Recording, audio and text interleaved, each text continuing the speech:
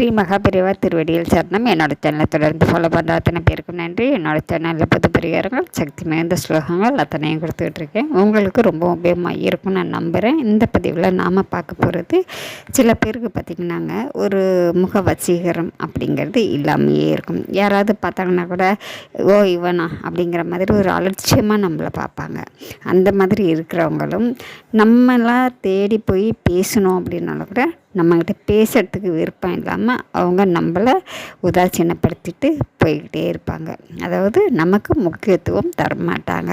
அந்த மாதிரி மதிப்பே இல்லாமல், ஒரு முக்கியத்துவமே இல்லாமல் நம்மளை நடத்துகிறாங்க. அதாவது வீட்டிலையாகட்டும், அக்கம் பக்கத்துலேயே இருக்கட்டும், இல்லை கூட வேலை செய்கிறவங்களாகட்டும், ஆஃபீஸ்லேயே ஆகட்டும், எந்த இடத்துலையாக இருந்தாலும் சரிங்க, யாராக இருந்தாலும் சரிங்க, உங்களை தேடி வந்து உங்கள்கிட்ட விரும்பி பேசணும். அதாவது நீங்கள் கம்முன்னு இருந்தால் கூட அவங்களாவே உங்களை தேடி வந்து பேசுவாங்க. உங்களுக்கு ஒரு முக்கியத்துவம் கிடைக்குங்க. எந்த இடத்துலையாக இருந்தாலும் சரிங்க, நீங்களாக யாரையும் தேடி போக வேண்டியதில்லை. அவங்களாவே உங்கள்கிட்ட வந்து தேடி பேசுவாங்க. அப்படி ஒரு வசீகரத்தன்மை உங்களுக்கு கிடைக்கும்.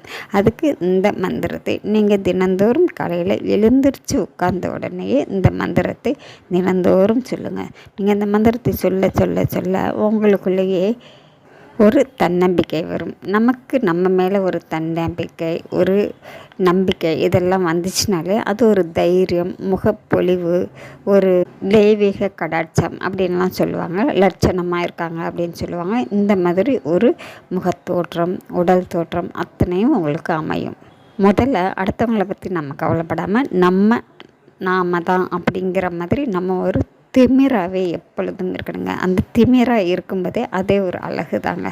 அதனால் நீங்கள் இந்த மந்திரத்தையும் சொல்லிக்கிட்டு நீங்கள் ரொம்பவும் தன்னம்பிக்கையோடு இருங்க. நீங்கள் இந்த மந்திரத்தை சொல்ல சொல்ல உங்களுக்கு ஒரு வசீகர சக்தி கண்டிப்பாக கிடைக்கும். அற்புதமான ஒரு வசீகர மந்திரம் இது.